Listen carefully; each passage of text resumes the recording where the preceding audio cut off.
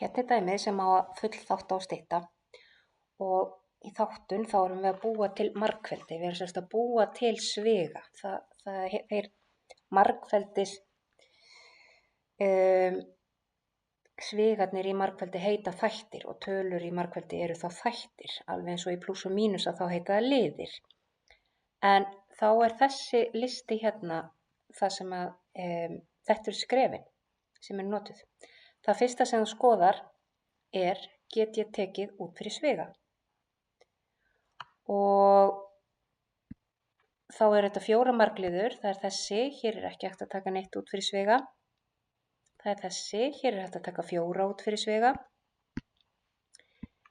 Hér er ekki hægt að taka út fyrir sviga og ekki heldur hér. Þannig að nú skrifa ég dæmið upp og tek þá 4 út fyrir sviga þarna sem að það var hægt. Þá er það þannig 4 kom út fyrir svigan og inn í sviganum stendur x plus 4. Nú er ég búin að þátta,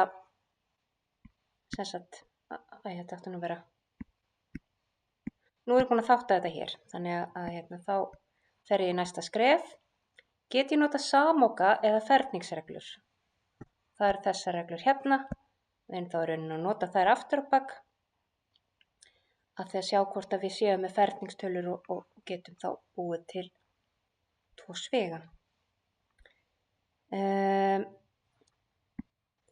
Þetta er ferningstala, þetta líka, þetta.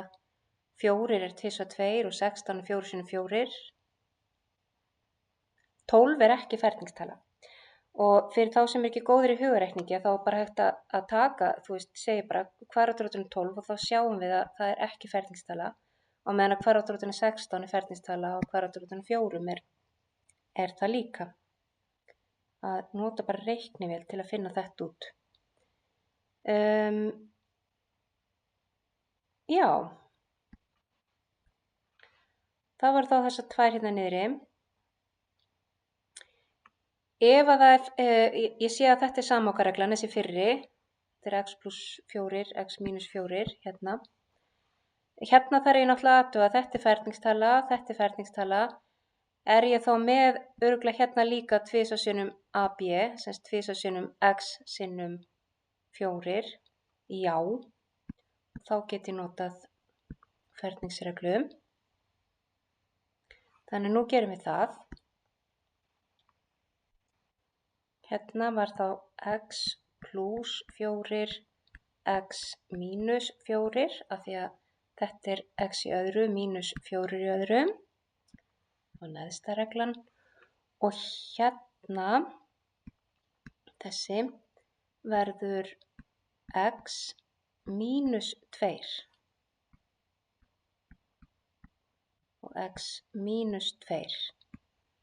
Af því að við erum með a í öðru minus 2 sinnum ab plus b í öðru.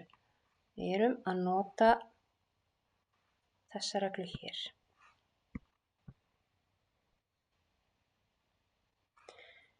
Þar sem að það var mínus og svo plus. Ok. Þá er það skref 3. Get ég notað ágiskun? Ágiskunaraðferðin gengur út á það að finna 2 tölur sem að margfaldaðar saman gefa þessa hér og lagðar saman gefa þessa hér. Og ef ég hugsa nú einhverjar 2 tölur margfaldaðar saman sem gefa mig 12, þá er það 2 × 6 eða minus 2 sinnum minus 6. Það getur líka verið 3 × 4 eða minus 3 sinnum minus 4. Og þetta er sem sagt þá tölurnar sem margfaldaðar saman gefa mig 12. Þá ætla ég að skoða hvað gerist ef ég legg þær saman. 2 plus 6 er 8. Ég vil fá mínus 8. Mínus 2 mínus 6 er mínus 8. Þannig að þarna er bingo. Mínus 2 mínus 6. Og þá skrifa ég þetta allt saman aftur upp. Og ég var búin að finna að það var sem sagt mínus 2 og mínus 6. Nú er ég búin að þátta og nú get ég farið að stytta og þetta er í rauninni bara eitt broti, það er margföldun hér á milli, þannig ég finn bara liði. Liðirnir mínir eru allir þessi svigar og 4 hérna og hérna eru 2 svigar. Þannig ég sé að hér er til dæmis x plus 4 og hér er x plus 4, hér er x mínus 2 og hér er x mínus 2.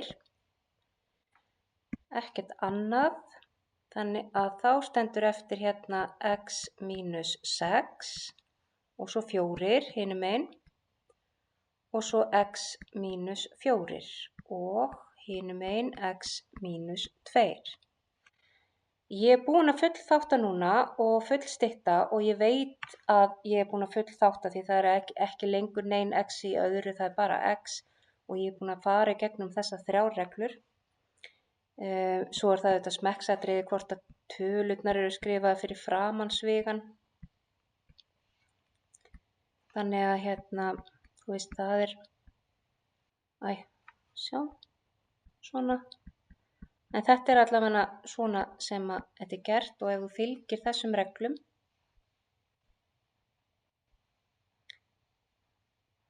og nú skulum sjá hvort ég get ekki fært þetta bara aðeins nær, hérna svona, hefur samóka á ferningsreglurnar hjá þér, að þá eru þetta skrefin sem að hérna duga þér til þess að leysa svona dæmi. Síðan seinna myndu læra kannski fleiri aðferðir en þetta eru þessar 3 sem að við notum núna.